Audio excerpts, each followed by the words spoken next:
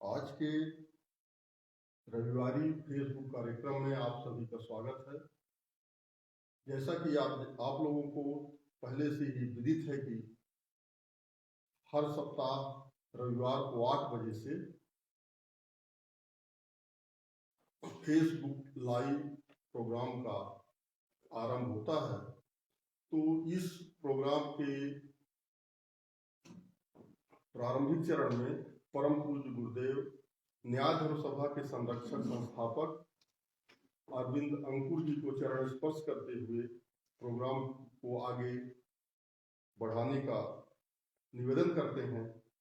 तो इसमें आज मध्य प्रदेश की न्याय धर्म सभा की प्रादेशिक अध्यक्ष श्रीमती रंजना मिश्रा का प्रश्न है, महालोकतंत्र प्रस्ताव क्रमांक 53 में महालोकतंत्र के अनुसार जनता को वीटो पावर, गुरुदेव जी, महालोकतंत्र के अनुसार जनता को वीटो पावर, प्राप्त वीटो पावर क्या है, इसका प्रयोग किस तरह किया जाना है, विस्तार से समझाने की कृपा करें परम पूज्य गुरुदेव जी। जी सर जी, स्वागत है। और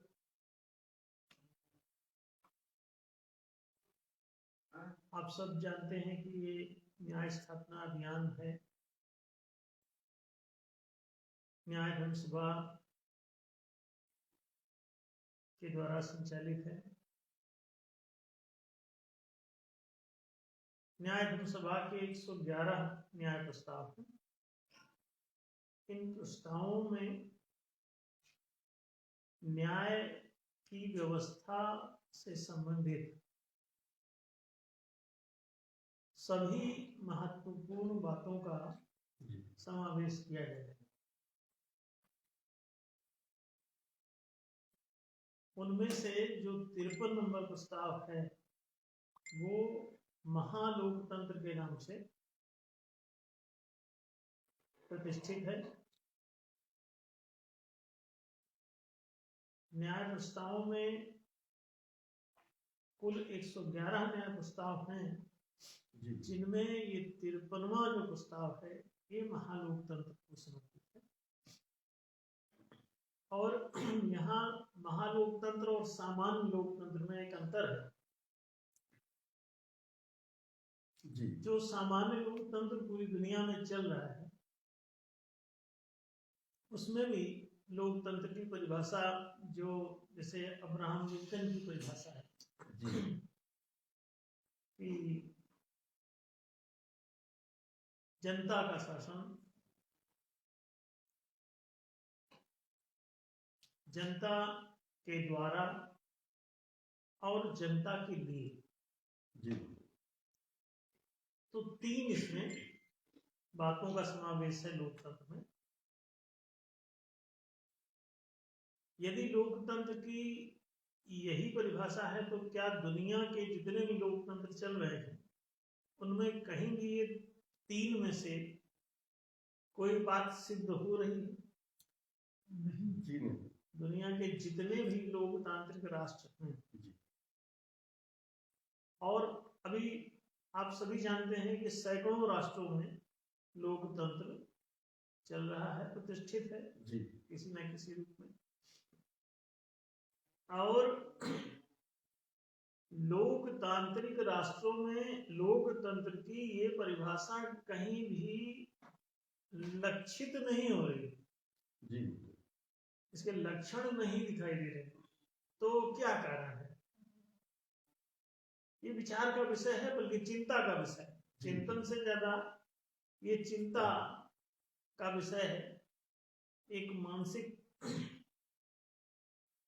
परेशानी का विषय है कि आखिर जब लोकतंत्र है तो लोकतंत्र में लोकतंत्र की परिभाषा के अनुरूप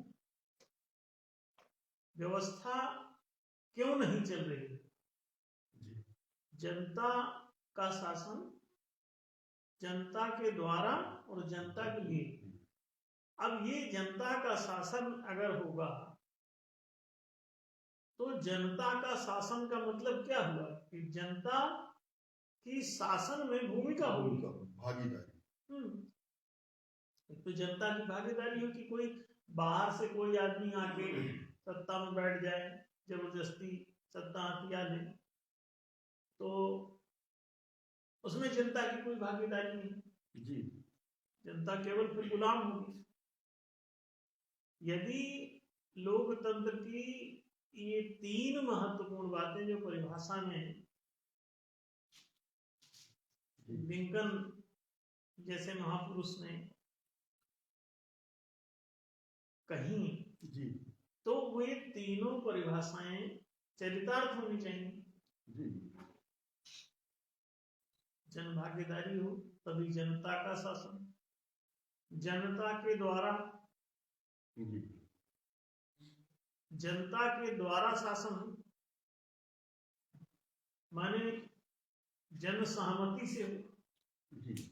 जनता के बीच में से ही लोगों को चुना जाए। दूसरी बात, जनता का शासन के साथ साथ जनता के द्वारा शासन, ये भी बड़ा महत्वपूर्ण है। जनता के द्वारा तभी न सिद्ध होगा जब जनता की सहमति ली जाए, उसकी अनुमति ली जाए। जी। अगर जन सहमति से कोई भी नियम नीति निर्णय पारित हो और उसको ही लागू किया जाए, इसके लिए जनमत संग्रह किया जाए, जनता की वोटिंग कराई जाए, आम जनता के बहुमत से ही कोई भी नियम नीति निर्णय पारित और खारिज हो, तो ये हुआ जनता के द्वारा शासन। और जनता का शासन का मतलब हुआ कि जनता जो शासन सत्ता होगी, जनता की उसमें प्रतिष्ठा होगी। मतलब आम जनता में से यदि कोई भी वहां जा सके, जनता के द्वारा उसे चुना जा सके, तो इसका मतलब हुआ कि जनता का शासन है। और जनता के द्वारा माने जनता ही शासन को पारित और खारिज करे, नियुक्त और निरस्त करे। तो शासन की सत्ता को भी और शासन की व्यवस्था को भी यदि जनता के द्वारा नियोजित और निरस्त किया जा सके, माने पारित और खारिज किया जा सके, तो जनता का शासन सिद्ध होगा और जनता के द्वारा सिद्ध होगा। यदि जनता के द्वारा शासन वास्तव में लोकतंत्र की परिभाषा है कि जनता के द्वारा हो, तो इसका मतलब है जन सहमति से होगा, जन सहमति के द्वारा होगा, यही ना अर्थ हुआ जी। और कोई अर्थ इसका निकाला जा सकता है? कदापि नहीं। सिद्ध होता है कि जनता के द्वारा शासन नहीं चल रहा है। कहीं भी किसी राष्ट्र में आप देख लीजिए, जनता के द्वारा कोई भी शासन सत्ता या शासन व्यवस्था पूर्णतः नियोजित और निरस्त नहीं हो रही, नियुक्त और पदच्युत नहीं हो रही है, पद नियोजन पदच्युति नहीं हो रही है प्रॉपरली। शासन के तीन हैं, विधायिका, मंत्रिका और न्यायिका, माने विधानमंडल, मंत्रिमंडल और न्यायालय। इन तीनों में सत्ताधीशों की नियुक्तियां जो है, माने विधायक, मंत्री और न्यायाधीश, ये ना विधाता चुन रहे हैं, ना मंत्री चुन रहे हैं, ना न्यायाधीश चुन रहे हैं। फिर आप किसे चुन रहे हैं? आज तक कोई न्यायाधीश जनता ने चुना नहीं। किस देश में चुन रहे हैं? क्या भारत में? चलो भारत बहुत बड़ा लोकतंत्र है, सबसे बड़ा लोकतंत्र भी हो सकता है, जनसंख्या बहुत है। लेकिन क्या इतने बड़े लोकतंत्र में आप ये विधाता, मंत्री और न्यायाधीश चुने? कब चुने? पिछले 70 साल से आप कितने बार चुने? नहीं चुने एक बार भी। जी जी तथा कथित जो विधायक आप चुन रहे हैं, सांसद चुन रहे हैं, जो विधान बनाता है, जी वो भी खाना पूर्ति मात्र है। जी मंत्री तो चुनेंगे नहीं। जी जी औपचारिकता। मंत्री तो जबरदस्ती वहां पे कोई भी बना रहा है, कोई भी बन रहा है, कोई भी बिगड़ रहा है। जी न्यायाधीश की नियुक्ति जनता के हाथ में है ही नहीं। भारत में तो कोलेजियम सिस्टम है। जी जो चंद लोगों का एक ग्रुप होता है, वो अपनी मर्जी से अपने चाचा भतीजों को नियुक्त करता रहता है, जी बाल बच्चों को नियुक्त करता रहता है। अपनी मर्जी का कोई भी न्यायाधीश सुप्रीम कोर्ट में नियुक्त हो रहा है। तो जब आप ये देखते हैं कि इनके नियोजन में जनता की कोई भूमिका ही नहीं है, कोई इनका निरसन भी नहीं कर सकते। जी अगर आप चाहते हैं कि इनकी नियुक्ति को आप निरस्त कर दें, जी तो भी संभव नहीं है। इसका मतलब यह है जनता के द्वारा कुछ नहीं हो रहा है। शासन के 3 अंग में से 2 में तो बिल्कुल है ही नहीं। जी मंत्रिमंडल और न्यायमंडल का तो गठन ही नहीं हो रहा है, जी और बिल्कुल। उन्हीं की मुख्य भूमिका है।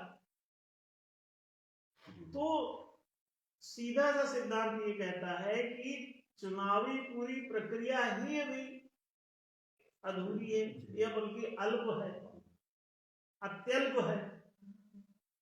12 मताधिकार बैठते हैं, वोटिंग पावर।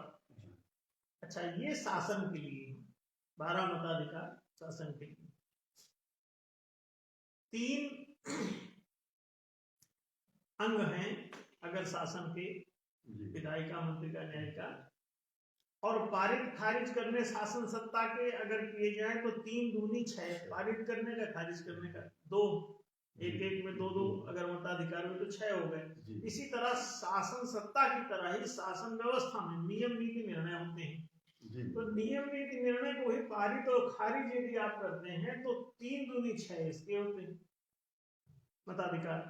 इस प्रकार से 6 शासन सत्ता में पद नियोजन और पद निरसन के लिए, और नियम नीति निर्णय शासन की व्यवस्था में पारित और खारिज करने के लिए 6 मताधिकार। तो टोटल कितने हुए? 6 + 6 12 मताधिकार हो गए। तो ये मताधिकार भी वोटिंग पावर इसे कहते हैं। तो ये जो वोटिंग पावर है, ये भी केवल शासन तक सीमित है। शासन पर अंकुश लगाने के लिए आपको वोटिंग पावर की जरूरत होती है। वोटिंग पावर से आप केवल शासन पर अंकुश स्थापित कर सकते हैं। इसके बाद एक हिस्सा और है जी, उसे कहते हैं प्रशासन। शासन से नीचे एडमिनिस्ट्रेशन, प्रशासन। एडमिनिस्ट्रेशन माने एडेड टू मिनिस्ट्रीज, ये प्रशासन है। पूरा राज्य वर्ग इसमें, राज कर्मचारी सब इसमें शामिल है। तो शासन विधायिका, मंत्रिका और न्यायिका है। और प्रशासन में जितने भी सरकारी कर्मचारी जनता की सेवा के लिए नियुक्त किए जाते हैं, चाहे वो पुलिस विभाग के हों, शिक्षा विभाग के हों, किसी भी विभाग के हों, या पटवारी से और राष्ट्रपति तक जो भी नियुक्त हो रहे हैं, ये सब प्रशासनिक पोस्ट हैं। इनका शासन से मतलब नहीं, इनका मतलब होता है कि ये शासन से कनेक्टेड है। तो शासन हुआ विधायिका, मंत्रिका, न्यायिका का एक अलग सेक्टर है वो, और दूसरा सेक्टर इसके अंडर में है जो प्रशासन है। अब यहां देखें कि शासन में तो वोटिंग पावर से आप नियंत्रण स्थापित जनता होगा के रूप में कर सकते हैं। सारे नागरिक अपने राष्ट्र के शासन पर नियंत्रण स्थापित करने के लिए यदि उसको ये 12 मताधिकार मिल जाए तो शासन की निरंकुशता पूरी तरह समाप्त हो जाती है। लेकिन इसके नीचे एक प्रशासन भी है, उसका आप कुछ नहीं कर पा रहे हैं। पुलिस गाली दे रही है, जनता को खुलेआम पुलिस गाली दे रही, पुलिस डंडे बजा रही, पुलिस हथकड़ी लगा रही है। आप निर्दोष हैं तब भी आपको हथकड़ी लग जाती है, आप जेल चले जाते हैं। आपको पकड़ के वो बंद करके कोई भी पूछताछ के नाम पर अरेस्ट करके ले जा सकते हैं। तो आम जनता को बिल्कुल भेड़ बकरी की तरह घसीट के ले जाया जाता है।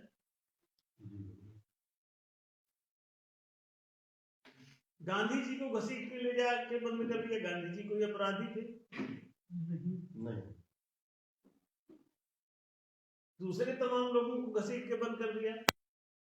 कृष्ण को जब बंद करने का उल्लेख है, कृष्ण को उनके माता पिता को जेल में डाल दिया गया, वो पैदा ही जेल में हुए। तो उनके माता पिता और ये कृष्ण जी, क्या ये लोग अपराधी थे? नहीं। इनको क्यों जेल में डाला गया राज्य की तरफ से? विचारणीय है ये बात अथवा नहीं? कोई भी सैनिक, कोई पुलिस आपको आया और उठा के जेल में डाल दी, कोई भी प्रशासनिक अधिकारी आया आपको उठा ले गया और जेल में डाल दिया, आप कोई अपराधी नहीं, इसके बावजूद आप पर अपराध के आरोप लग जाएंगे। जीसस को उठा के जेल में डाल दिया और यहां तक कि उनको अपराधी ठहरा के और क्रूसीफाई कर दिया, क्रूस पे टांग दिया, मौत की सजा दे दी। जो अपराधी नहीं है वो अरेस्ट भी हो रहा, सजा भी चल रही है। ये हो क्या रहा है? ये जनता का शासन नहीं। अगर ये 12 मताधिकार होते तो क्या पुलिस इनको पकड़ पाती? नहीं। गांधी जी को अरेस्ट कर लेते। गांधी जी के इतने ज्यादा समर्थक जनता में, इतने ज्यादा वोट उनके साथ थे, इसके बावजूद उनको अपराधी, झूठा अपराधी ठहरा दिया जाता है। अपराध जब कर ही नहीं रहे हैं तो अपराधी कैसे सिद्ध हुए? लेकिन काल्पनिक अपराधी, जन समर्थन साथ है इसके बावजूद अपराधी, और जनता के शासक बने हुए हैं। और जन समर्थन के बिना राज अगर चल रहा है तो ये तो सिद्ध ही हो गया कि जनता को गुलाम बनाए हुए। जनमत और जनहित के विरुद्ध ही काम कर रहा। जो जनमत के विरुद्ध है वो जनहित के विरुद्ध होगा, ये नोट करके रखें। और जरा भी आप लोग अक्लमंद हैं तो इस बात को इनकार नहीं कर पाएंगे।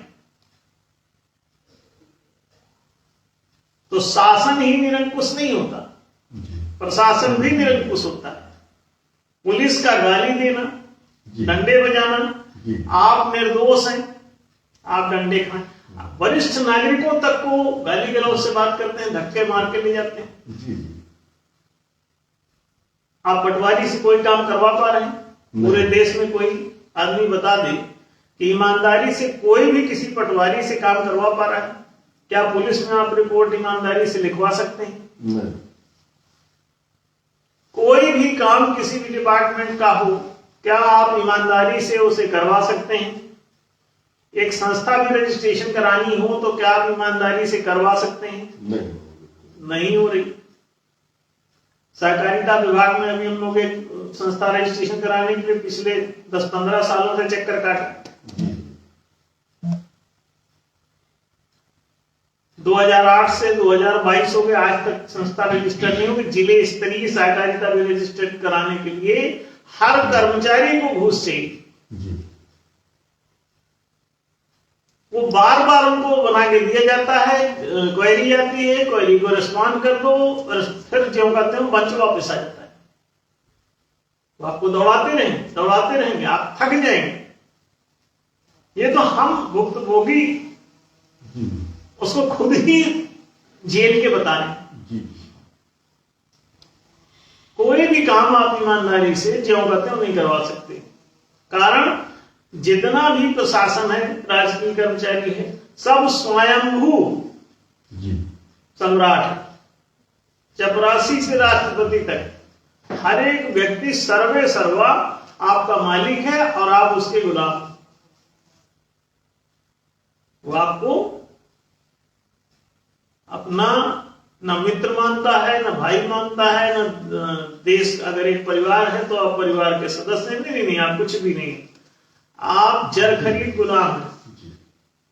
और इसी को लोकतंत्र भी बताया जा रहा है जी। लोकतंत्र माने होता है, लोक माने लोगों का, तंत्र माने शासन, तो लोगों का शासन है नहीं, जिसमें लोगों को लगातार गाली दी जा रही, लोकहित का उल्लंघन हो रहा, लोकमत का उल्लंघन हो रहा। लोकमत का उल्लंघन क्या, उपेक्षा हो रही जी। लोकमत के बिना जज बन रहे, लोकमत के बिना मंत्री बन रहे, लोकमत के बिना जबरदस्ती झूठ बोल के, धोखा दे के, जनमत के विरुद्ध जबरन कोई ना कोई चुनाव जीत के बैठ जाता है और कहीं कहीं तो चुनाव नहीं कराया जाए। तो लोक शासन कहां है, लोक गुलामी है। तो शासन भी निरंकुश और प्रशासन भी निरंकुश। अब शासन पर तो अगर 12 मताधिकार आपको मिल जाते हैं जी, 12 वोटिंग पावर, तो आपका नियंत्रण स्थापित हो जाता है, कोई चू ना कर सकेगा। दावा हमारा, शासन के तीनों अंग तब जनता के हाथ में होंगे।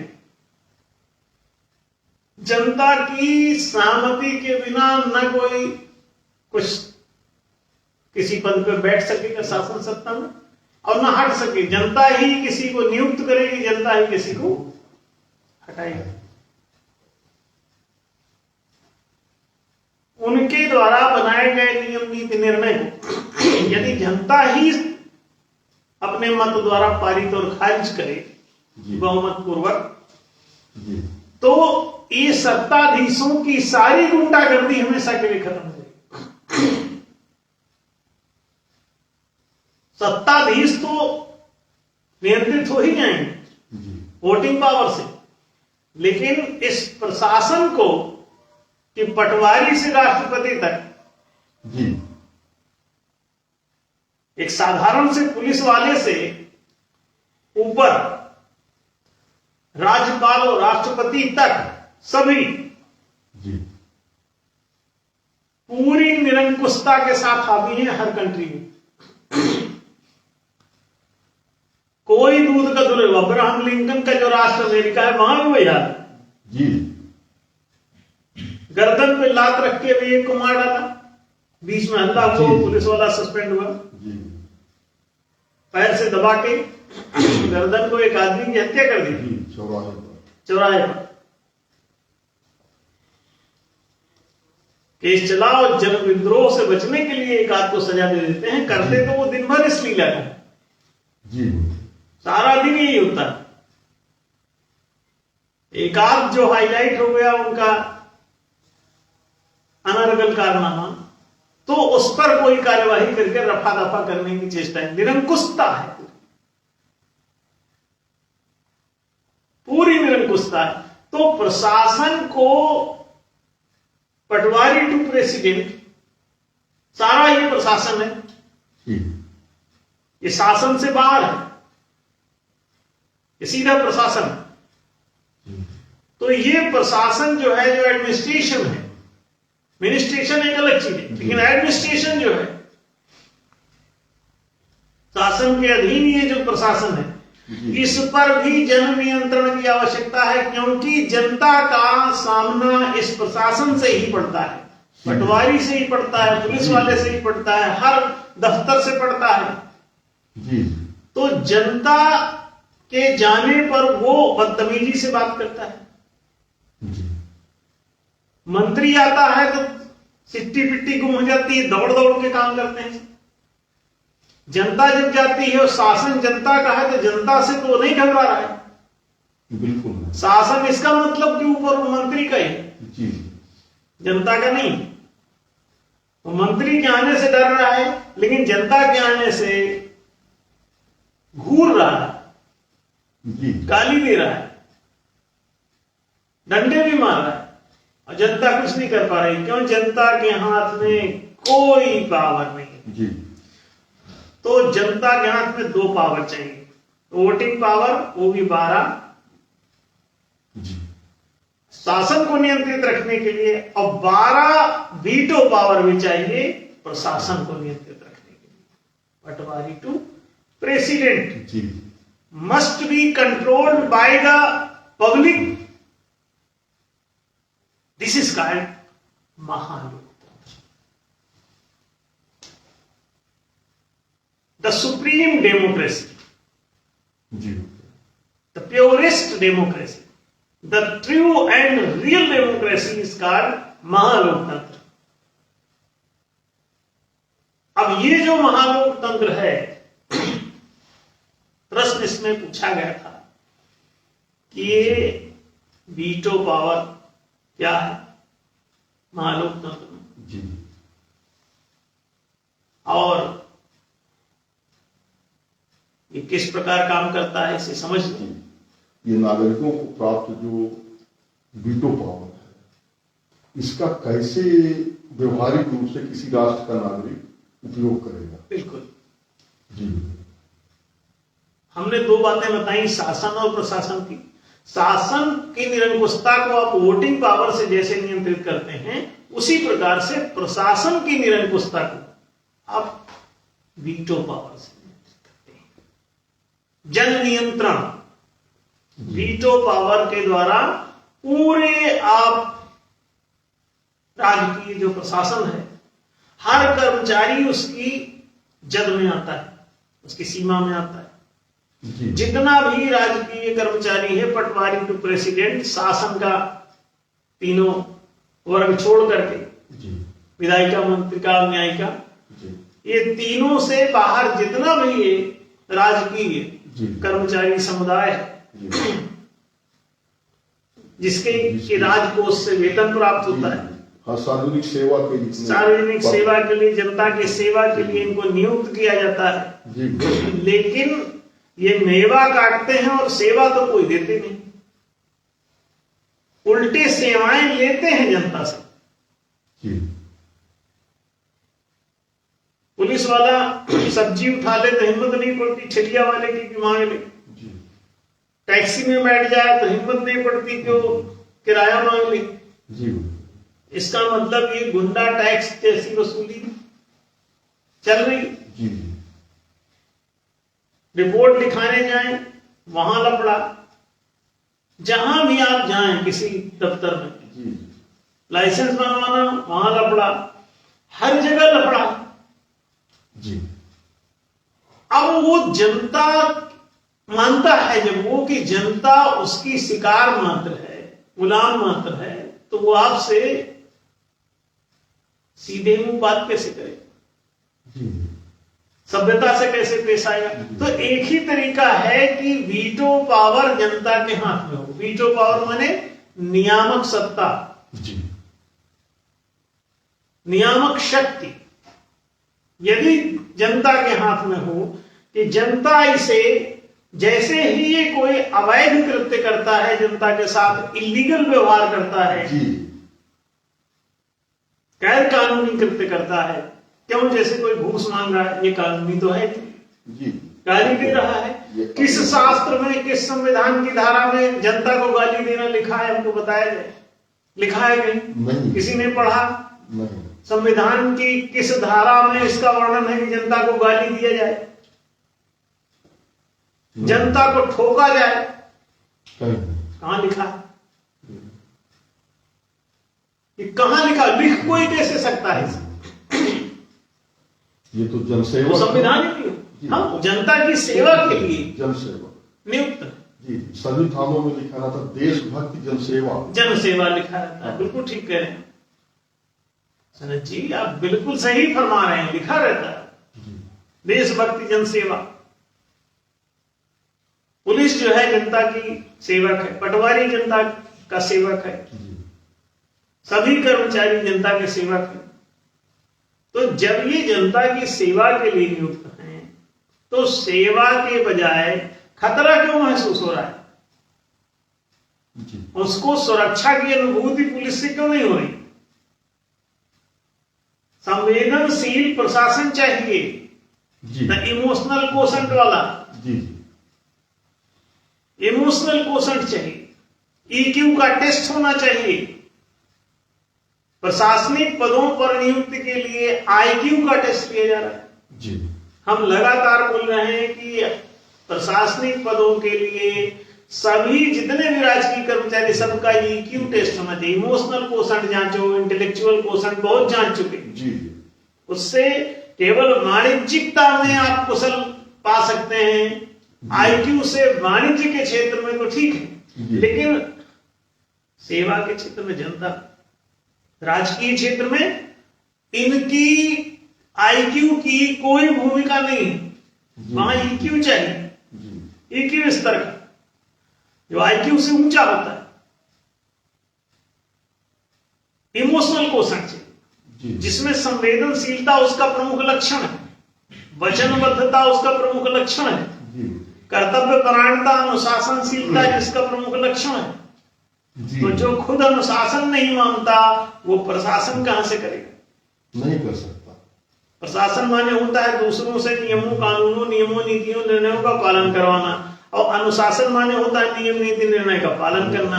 वे खुद ही पालन नहीं कर रहे, जी संविधान के विरुद्ध वो आचरण कर रहे हैं, संविधान के विरुद्ध गाली दे रहे हैं, संविधान के विरुद्ध आपसे घूस मांग रहे हैं, संविधान के विरुद्ध आपको भगाए दे रहे हैं, आपकी सेवा करने के बजाय आपके आंख में आंसू पैदा कर रहे हैं, शरीर में दर्द उत्पन्न कर रहे हैं ठोक ठोक के। ये संवैधानिक कैसे? और ऐसा किसी संविधान में लिखा भी हो तो दुर्विधान होगा, संविधान नहीं होगा। सम्यक विधान चाहिए, असंवैधानिक, सब असंवैधानिक। इसलिए न्यायोचित विधि व्यवस्था के अनुरूप चीजों को लाना हो। अब आप देखें, वीटो पावर को समझ लें पहले कि प्रशासन पर नियंत्रण जनता का कैसे बनाता है ये वीटो पावर, इसे समझ लें। वीटो पावर का मतलब होता है निषेधाधिकार, कि आप किसी चीज को आप रोक लगा सकें। जी कोई भी कार्यवाही चल रही है आप उसको रोक सकें, जी यानी वीटो कर दिया। कोई पुलिस वाला आपको गाली दे रहा है, आपको लग रहा है कि इलीगल कार्य है, असंवैधानिक कृत्य कर रहा है राष्ट्र के भीतर, आप उसको वीटो कर सकते हैं। मोबाइल में एक ऐप होगा महालोकतंत्र का, चुनाव आयोग का, उस पर आप जाइए, क्लिक कीजिए, आप अपने क्षेत्र को क्लिक कीजिए, उस थाना क्षेत्र को जिस थाना क्षेत्र से वो पुलिस वाला बिलोंग करता है, जी फिर उसके बाद उसकी लिस्ट देखिए, थाने में कौन कर्मचारी है, उसका नाम दिखेगा, उसके नाम के सामने बटन होगा वीटो, जी तो veto button will be there. Veto button आप दबा दीजिए, इसके सभी कार्य और सभी प्रशासनिक अधिकार तुरंत समाप्त हो जाएंगे। जी अब इसको जनता जैसे ही दबाएगी, क्लिक करेगी अपने मोबाइल में जाके, तो ये तुरंत ऐसा कहें कि सस्पेंड हो जाएगा। जी गाली देते ही आप उसको रिकॉर्ड बनाइए, पहले जी सबूत इकट्ठा करिए, उसका गाली दिया उसने बिना सबूत के मत करिए, नहीं तो खारिज हो जाएगा। जी सबूत चाहिए, क्योंकि फिर जब इसकी जांच होगी सबूत नहीं दे पाएंगे तो ये वीटो आपका समाप्त हो जाएगा। अब वीटो के अधिकार से भी आप वंचित हो जाएंगे आगे।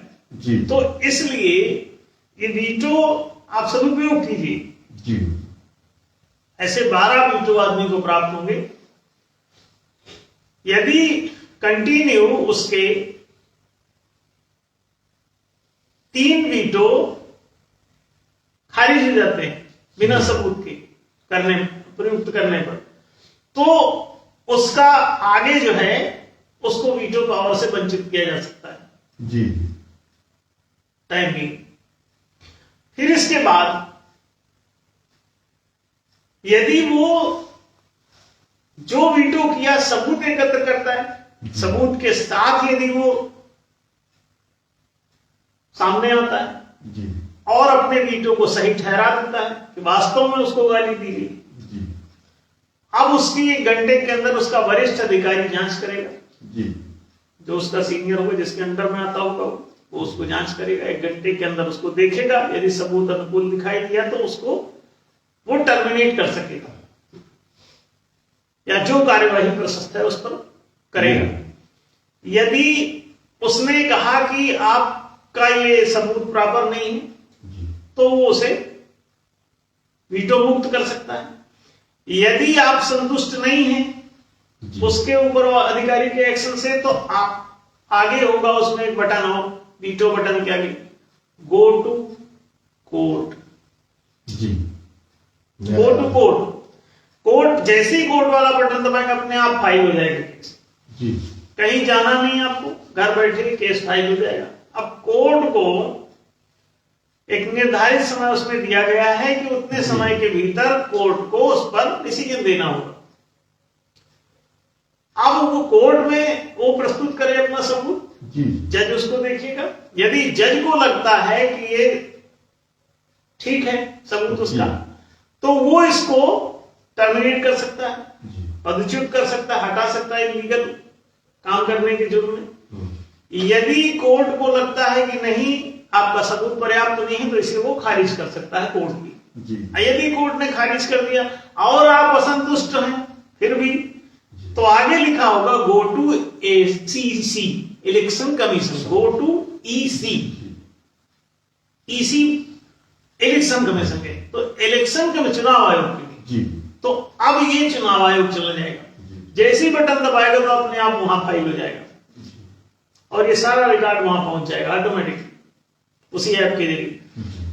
जैसे ही ऐप वहां पहुंचता है, ऐप के माध्यम से एक केस वहां पहुंचता है, तो तुरंत ही उसको अधिकार है चुनाव आयोग को कि वो इसमें जनमत करवा दो प्राप्त करे। मतदान के लिए आप, ये अंतिम उपाय है जी आपके कार्यवाही का, वीटो पावर का तीसरा और अंतिम उपाय क्या कि आप जनमत संग्रह की उससे मांग करिए इलेक्शन कमीशन से, चुनाव आयोग से। जी चुनाव आयोग का फर्ज ये है कि अगर आपने वहां पे आवेदन भेज दिया, इसमें बटन दबा दिया, तो ये पहुंच गया ऑटोमेटिक, को खुद ही दर्ज हो गया।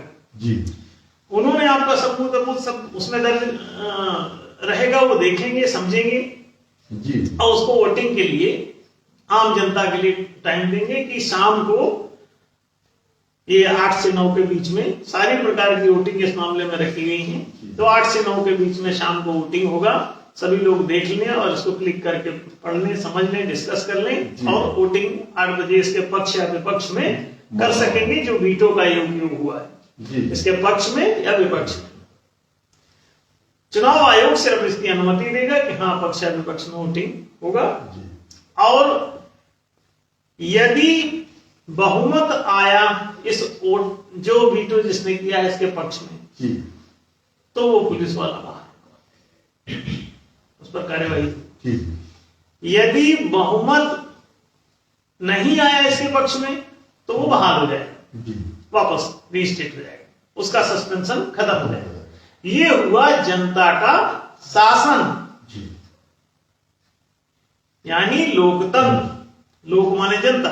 जी तो ये जो सार्वजनिक शासन प्रणाली है जी। जिसे हम महालोकतंत्र कह रहे हैं, ये पूरी तरह न्यायशील है, पारदर्शी पारदर्शी है, जी सार्वजनिक है, जी माने लोकतांत्रिक है, जी सर्वहितकारी है और किसी को हानि नहीं पहुंचा रही। जी और अगर वो बाहर होता है तो इसका मतलब ये नहीं कि पुलिस वाला बेरोजगार छोड़ दिया जाएगा, उसको राजकीय पद से हटा करके वाणिज्यिक क्षेत्र में लाया जाएगा यदि वो वहां सेवा के योग्य नहीं है। जी वाणिज्यिक क्षेत्र में उसे वाणिज्यिक पूंजी प्राप्त होगी, वो दुकान अपनी चला सकेगा, फैक्ट्री लगा सकेगा, कुछ भी कर सकेगा, उसे रोजगार कार्यालय द्वारा एक रोजगार मिलेगा जी उसके चाहने। जी और यदि उसमें भी वो ठीक नहीं सिद्ध हुआ उसके योग्य नहीं सिद्ध हुआ तो उसको और नीचे कृषि क्षेत्र का रोजगार मिलेगा। जी 5 एकड़ जमीन मिलेगी, वो जाके अपना रोजगार कर सकेगा। यदि वो उसमें भी अपात्र सिद्ध होता है कि वो चोरी ही करता है केवल, जी तो उसकी भी व्यवस्था है कि उसकी नागरिकता को देश की समाप्त करके और उसको अंत्यज हाँ जंगली क्षेत्रों में उसे छोड़ दिया जाए कि आप वहां बंदर लोग बहुत सारे पशु चोर होते हैं, जी आप भी वहां पे आराम से बिना उपार्जन किए आप खाना खाइए रहिए। तो जी। पशुओं के बीच उन्हें छोड़ दो, उनको कोई मारने पीटने फांसी चढ़ाने सजा देने की ये जरूरत नहीं होती किसी अपराधी को। जी बस नागरिकता खत्म करो। अगर 4 में से कहीं फिट नहीं बैठ रहा, कृषि वाणिज्य राजनीति, तो 4 में से किसी भी कर्म के योग्य नहीं दिखाई देता आपको, जी। तो आप उसको सताइए नहीं, मारिए नहीं, पीटिए नहीं, चाहे वो जितना अपराधी हो, जी आप उसको ड्राप करिए, बाहर बैठाइए, उसे जेल में मत डालिए, जी उसे फांसी मत चढ़ाइए, उस पर हंटर मत बजाइए, उसे गाली मत दीजिए। वो गाली दिया, तुम भी गाली दे रहे हो, तो अपराधी तो तुम भी हुए। जी उसने मर्डर किया और तुमने उसका मर्डर कर दिया, इसका मतलब ये हुआ कि अपराधी तुम भी थे और फिर तुमको भी वही सजा मिलनी चाहिए तुम्हारे हिसाब से। जी तो इसका मतलब कोई बचेगा ही नहीं, नहीं पृथ्वी साफ हो जाएगी। जी सिलसिला ही नहीं समाप्त। हाँ, तो दंड विधान जो है वो मानवीय होता ही, प्रतिशुद्धि विधान ठीक है जी। कि किसी ने 5,000 का नुकसान पहुंचाया तो 5,000 उसे रिकवरी कर लो, सिद्ध हो जाए अगर अपराध। जी नहीं सिद्ध हुआ तो सरकार जिम्मेदार, सरकार 5,000 रुपए चुकाए। जी अगर हानि किसी को हुई है और अपराधी कोई सिद्ध भी नहीं हो रहा है तो इस सरकार उसकी पूर्ति करे। यदि हानि सिद्ध हो रही जी। नहीं हो रही है तो उसे खारिज किया जाए। जी किसी का कैसा अपराध और सरकार की कैसी जिम्मेदारी। जी तो जो वीटो पावर है ये वोटिंग पावर की तरह काम करता है, प्रशासन पर अंकुश लगाने के लिए, नियंत्रण बनाए रखने के लिए, जी। जनता का नियंत्रण, सार्वजनिक जनता का नियंत्रण। ऐसा नहीं कि किसी एक आदमी के नियंत्रण की बात है, सार्वजनिक नियंत्रण प्रणाली है ये। जी और 20 वीटो पावर के जरिए ये भी 12 वीटो पावर, 3 मिलता है, 3 आप उपयोग करिए। अगर आपने इसको मिसयूज किया तो कुछ दिन तक आपका ये बंद रहेगा, फिर 3 मिलेंगे। जी फिर आपने अगर कोई सदुपयोग किया तो ठीक है, अगर मिसयूज किया, जबरदस्ती आप किसी को परेशान करने के लिए सस्पेंड करते रहे अधिकारी को, पुलिस को, तो आप 3 बार वो खारिज हो गया आपका वीटो। तो इसका मतलब लगातार 3 बार खारिज होने पर आपको वही माना जाएगा कि आपकी आदत खराब है, जी जबरन रुतबा गांठने के लिए आप किसी को सस्पेंड कर रहे हैं। तो इसका मतलब आपको फिर एक निश्चित समय के लिए वंचित किया जाएगा। फिर इसके बाद वो प्रतिबंधित समय के पश्चात फिर 3 वीटो पावर, ऐसे करके आपको 4 बार 3-3 वीटो पावर मिलते हैं। दुरुपयोग होने पर ही ये धीरे धीरे करके निरस्त होते हैं और 12 वीटो तक मिलेंगे। अंतिम रूप से भी अगर आप दुरुपयोग कर गए तो अंतिम जो 3 मिले चौथी बार, उसके बाद आपको आजीवन कोई वीटो नहीं मिलेगा। 12 वीटो पावर आपने दुरुपयोग करना है। जी तो ये 12 वीटो पावर इस तरह से मिलेंगे। उनकी ये कार्य प्रणाली पहले जो बताई, जी इस तरह से इस पूरे वीटो पावर के सिद्धांत को समझ करके, और ये वीटो पावर वो वोटिंग पावर के समतुल्य ही ये बैठता है, ऐसा समझ लें। जी उतना ही प्रभावी प्रशासन के लिए है। प्रशासन पर अंकुश लगाए रखने के लिए जनता का, और जनता का अंकुश यदि प्रशासन पर हो, प्रशासन ना कोई भ्रष्टाचार कर सकेगा, ना गाली दे सकेगा, ना मार सकेगा, ना आपसे घूस मांग सकेगा, ना आपका काम टाल सकेगा। जी आप जो भी काम करने जाएंगे, जो लीगलिटी उसकी बनी होगी कि ये काम इतने दिन में हो जाना चाहिए, तो उसके अनुसार वो करता रहेगा। ना करने पर, बदतमीजी करने पर, गाली देने पर, घूस मांगने पर, डंडा बजाने पर आप अपने वीटो पावर का प्रयोग करके और उस कर्मचारी पर एक्शन ले सकते हैं। आप उसे सस्पेंड कर सकेंगे। जैसे एक मंत्री को पावर होता है, शासक को पावर, उसी तरह से आप, चूंकि आप जनता का शासन है तो जनता का दिखना भी तो चाहिए, लगना भी चाहिए कि हाँ जनता शासक है। नहीं तो किस बात का शासक, जी जिसके हाथ पांव सब कटे हुए। तब सिद्ध होगा कि जनता ही सरकार। यस, तभी सिद्ध होगा कि जनता की सरकार, अब जनता ही सरकार। जी इसमें वो लोग जो सत्ताधीश हैं वो सरकार बचेंगे भी नहीं। जी वो सिर्फ जो है एक गरिमामय पोस्टों के अनुसार श्रेष्ठ कार्यों को करने के लिए प्रशस्त रहेंगे, लेकिन जी। जनता की सहमति का उल्लंघन न कर सकेंगे। तो मूल जो शासन है वो इन्हीं के पास है, जनता के हाथों। तो बड़ी ये सभ्य प्रणाली है, जी सार्वजनिक प्रणाली है, जी वास्तव में ये लोकशाही है, वास्तव में ये लोकतंत्र होगी, जी वास्तविक लोकतंत्र, the true and real democracy, ji सच्ची और वास्तविक। जी और जनता के जो सेवक हैं जी। तो उनकी सेवा सही माने में तभी शुद्ध ओ भाई। और सही सेवा कर पाएंगे। बिल्कुल ठीक कह रहे हैं आप। जी सरन जी देखिए, ये जब तक सार्वजनिकता नहीं आएगी तब तक शुद्धि की कोई गारंटी नहीं दी जा सकती। ध्यान रखें, सर्वत्वम इति सत्यम, जी सर्वत्व ही सत्य है। क्यों? सत्य जो है ब्रह्म की सर्वव्यापकता का, आत्मा की सर्वव्यापकता का सिद्धांत है सत्य। जी सत्य एक सिद्धांत है, एक दर्शन है, एक फिलॉसफी है,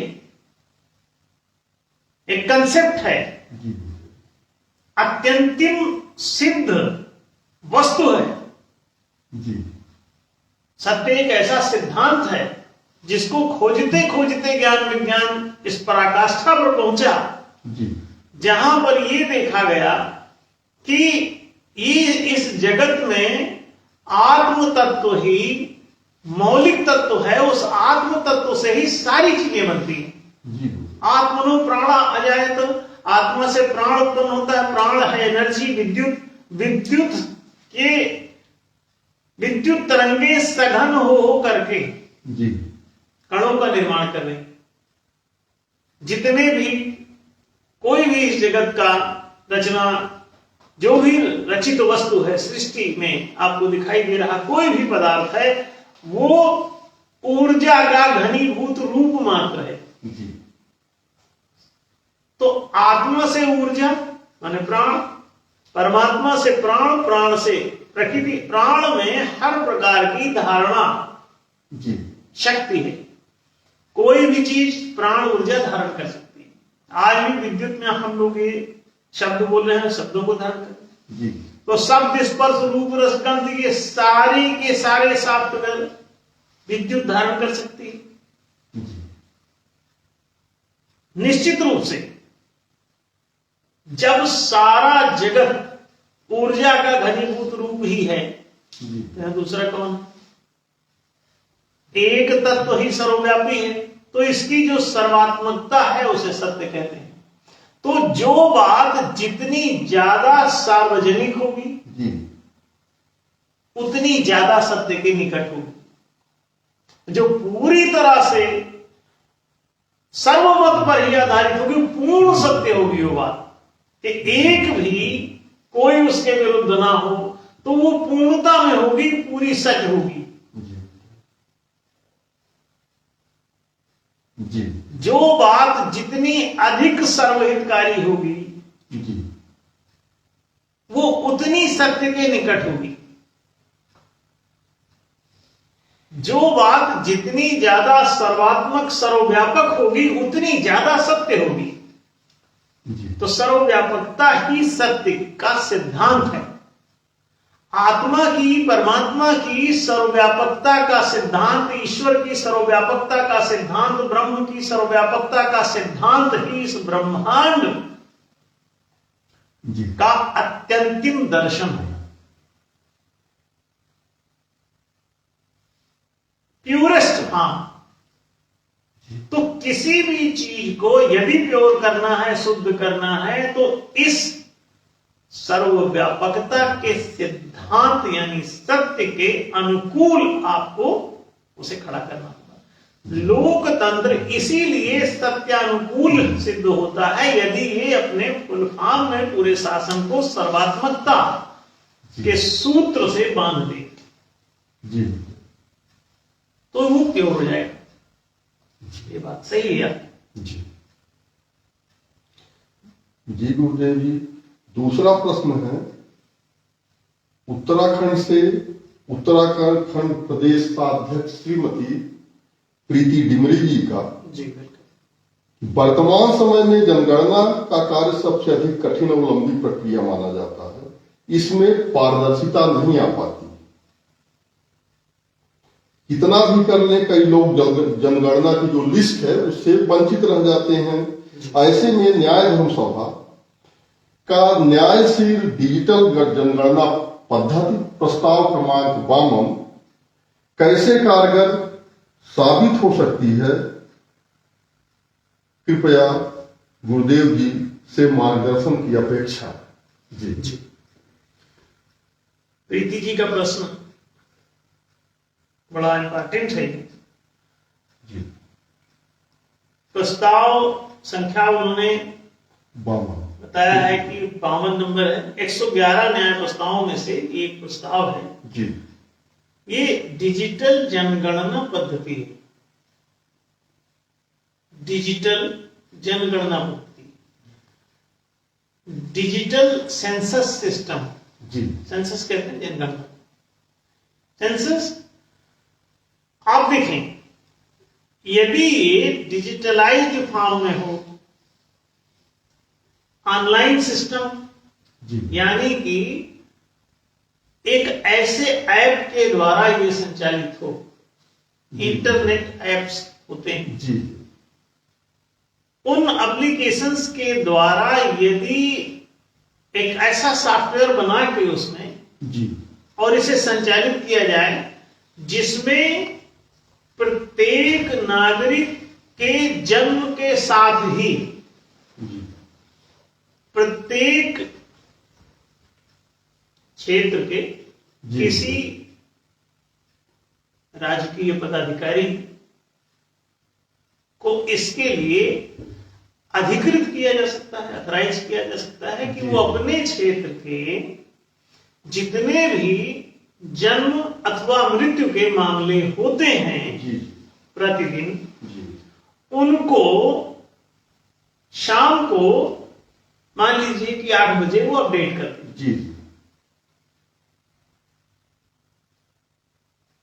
कोई एक समय जी। से तय किया जा जी सकता है कि वो किसी समय में पर डे प्रतिदिन जी उस समय तक की जो भी सूचना है उसको वो अपडेट कर दें। जी तो जितने भी लोग जन्म ग्रहण करेंगे जी अथवा मृत्यु को प्राप्त होंगे, जी उनका सबका डाटा ऑटोमेटिकली उपलब्ध रहेगा ऑनलाइन सदा।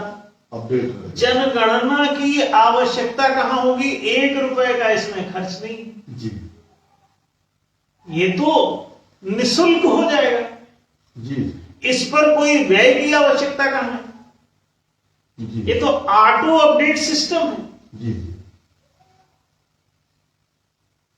वहां एक अधिकारी नियुक्त होगा, उसी की जिम्मेदारी होगी कि वह हर चीज अपडेट कर दिया। स्टेटिक्सियन जो सांख्यिकीय अधिकारी होता है। सांख्यिकीय अधिकारी। जी जी सांख्यिकीय अधिकारी प्रत्येक क्षेत्र का नियुक्त किया जा सकता है, अधिकृत किया जा सकता है कि वो इसे अपडेट कर ले। जी और अपने क्षेत्र विशेष के, जैसे मान लीजिए कि एक ग्राम पंचायत जी। है। अब ग्राम पंचायतें छोटी छोटी होती हैं, प्रायः पूरे गांव की खबर ग्राम पंचायत के अधिकारी को रहेगी जी जी और वो हॉस्पिटल से, दूसरी संस्थाओं से, शमशान घाट से, सभी जगह से कनेक्टेड होगा। उससे उसकी परमिशन के बिना वहां पर कोई अंतिम संस्कार ही नहीं किया जाए जी तो लोग उसको सूचना देंगे जी कि हम अंतिम संस्कार एक व्यक्ति का करना चाहते हैं, कहेगा हाँ उसका फॉर्म भरो। जी आप फॉर्म सबमिट किए, उसके पास सूचना आ गई, उसी वो उसको बटन दबा के अपडेट कर देगा। जी सारा दिन, प्रत्येक दिन को एक निर्धारित समय पर वो अपडेट हो जाया करेगा। आप जिस क्षण जब भी जैसी जनसंख्या की स्थिति देखना चाहते हैं, आपको तुरंत ही प्रत्येक नागरिक को ही आज की तात्कालिक अभी अभी ताजी सूचना, ताजी अपडेट, कोई भी डाटा आपको चाहिए सांख्यिकी, आपको तुरंत उपलब्ध होगा। इसके लिए इतने सारे टीचरों को परेशान कर रहे हैं। वो जनगणना में विद्यालय में पढ़ाने के बजाय जनगणना करते कर रहे हैं। हर 10 साल में आप जनगणना करने चलते हैं, तब तक आपके पास जनसंख्या का कोई आंकड़ा ही नहीं रहता। 10 साल तक आप नींद में बैठे, आंकड़ा विहीन है आप। और 10 साल में तो पूरा युग बदल जाता है, आपका जनगणना ही तय नहीं हो पाता। और इसमें प्रत्येक सेकंड, प्रत्येक मिनट, प्रत्येक घंटा आप जब मर्जी चेक करो, पूरा डाटा अपडेट मिलेगा। अभी क्या स्थिति है, अभी कौन कौन पैदा हो गए, तुरंत पता चल जाएगा। किसकी मृत्यु हो गई, वो डाटा अपडेट हो जाएगा। प्रत्येक नागरिक को जन्म के साथ ही एक नागरिकता क्रमांक प्राप्त होगा। उस क्रमांक पर आधारित उसका बैंक अकाउंट हो जाएगा, उसका फोन नंबर हो जाएगा, उसका ईमेल हो जाएगा, और उसका आधार नंबर यही कहलाएगा। तो यूनिक आईडी पर उसका आधार नंबर अभी जैसा बन रहा है, आंख का रेटिना, उंगली का चिन्ह, बायोमेट्रिक सिस्टम जो है, हाँ, ये सब बायोमेट्रिक सिस्टम आपका ये काम कर रहा है। और इसमें आपकी आवाज को भी लिया जा सकता है, आपके फेस रीडिंग के जरिए हो सकता है, फेस की आकृति से।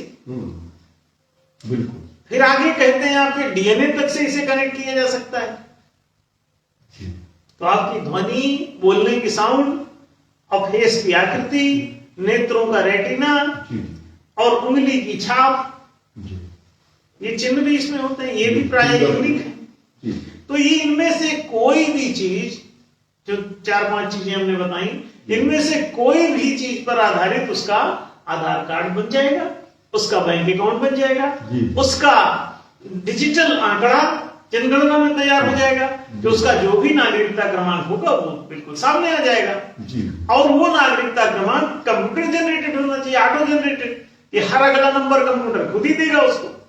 आप काहे परेशान हो रहे हैं, आप जनगणना क्यों कर रहे हैं? जनगणना नंबर कौन सा उसका हुआ ये भी पता चलेगा। और इसे भारत की ही जनगणना की बात नहीं है, इसे तो विश्व भारत की जनगणना की बात होनी चाहिए, कि सबका डाटा तत्काल मिलेगा। और फिर उस क्रमांक का आदमी, उस नागरिकता क्रमांक का आदमी जो जनगणना में आया, उस क्रमांक के आधार पर वो कहां एडमिशन लिया, तुरंत अपडेट हो जाएगा। ऑटो अपडेट सिस्टम होना चाहिए। वो कहां क्या किया, कहां परीक्षा पास की, कहां इलाज कराया, कहां स्कूल में एडमिशन लिया, ये सब उसी नंबर का ही एडमिशन होगा, उसी नंबर का ही इलाज होगा, उसी नंबर का ही सब कारनामा होगा। कितने बार वो जेल गया, कितने बार पुरस्कृत हुआ, कितने बार वो दंडित हुआ, ये सब रिकॉर्ड में दिखेगा। कहां कहां उसका केस, उसने क्या क्या सबमिट किया, ये भी सब उस आधार पे ही होगा। तो सब चीज साफ रहेगी। चोरी, छल कपट, दांव पेच, हेरा फेरी, बदमाशी, बदतमीजी, बेहुदगी भी खत्म हो जाएगी। लोग चोरी करके फरार हो जाते हैं, इसमें फरार होने से कोई लाभ ही नहीं होगा। सब एकदम पारदर्शी, सब पारदर्शी है। तो आप, और ये कोई सोचता है पारदर्शिता नहीं होनी चाहिए, तो मूर्ख हो। पारदर्शिता से जो डरता है वो केवल चोर, अपराधी, क्योंकि उससे खुल न जाए आंकड़ा। कोई बहाना बनाता है चोर से हम तो अपना बचाव करेंगे, नहीं तुमको बचाव कराने की क्या जरूरत है। पारदर्शिता नहीं होगी तो पता नहीं क्या छिपा के रख लोगे। काला धन इसी चक्कर में तो बना रहे, काली संपत्ति का। चोर के अतिरिक्त किसी को पारदर्शिता से डर नहीं, ध्यान रखें। लोग कहते हैं जो चोर का बहाना बनाते हैं, चोर उसका ना चुरा ले, इसलिए पारदर्शिता नहीं होनी चाहिए। ना ना ना, ये चोरी किया होगा इसलिए डर रहा है। चोर कोई चोरी कर ले तो सरकार जिम्मेदार है, पुलिस जिम्मेदार है। आप क्यों परेशान हो? कोर्ट है, कचहरी है, आप क्यों टेंशन ले रहे? आपका चोरी का माल है तभी आप डरते, इसलिए चिंता न करें, सब पारदर्शी रहने दें। अब तो करेंसी तक डिजिटल हो गई है। हमारा पहला प्रस्ताव था, लोग सोचते थे कि 200 साल आप नहीं करवा पाएंगे, और वो देखिए सब हुआ। सत्य की विजय होती ही है। इसी तरह से डिजिटल जनगणना पद्धति की भी विजय होने वाली है, ये भी लागू होके रहेगा। एक दिन आएगा और हजारों करोड़ का व्यय जनगणना पर होता है और श्रम निरर्थक इस पे जाता है, मास्टरों की जिंदगी हराम कर रखी है इन लोगों ने, वो सब नॉर्मल हो जाएगा। जी गुरुदेव। टीचर परेशान है, बच्चे नहीं पढ़ा, वो सब अनपढ़ रह जाते हैं उनके स्टूडेंट, शिक्षा ही नहीं हो रही। तो आप समझ लें कि ये बहुत महत्वपूर्ण प्रस्ताव है, डिजिटल जनगणना पद्धति। और आगे कभी मौका मिलेगा इस पर हम दोबारा कभी बात करेंगे फिर से। महालोकतंत्र भी बड़ा अच्छा विषय जिस पर आज हम लोगों ने बात रखी। आज का समय चूंकि समाप्त हो रहा है स्मिथ जी, तो हम लोग अगले सप्ताह सबसे पुनः मुखातिब होंगे। सभी को उपस्थिति के लिए धन्यवाद और अगले सप्ताह तक के लिए बाय बाय।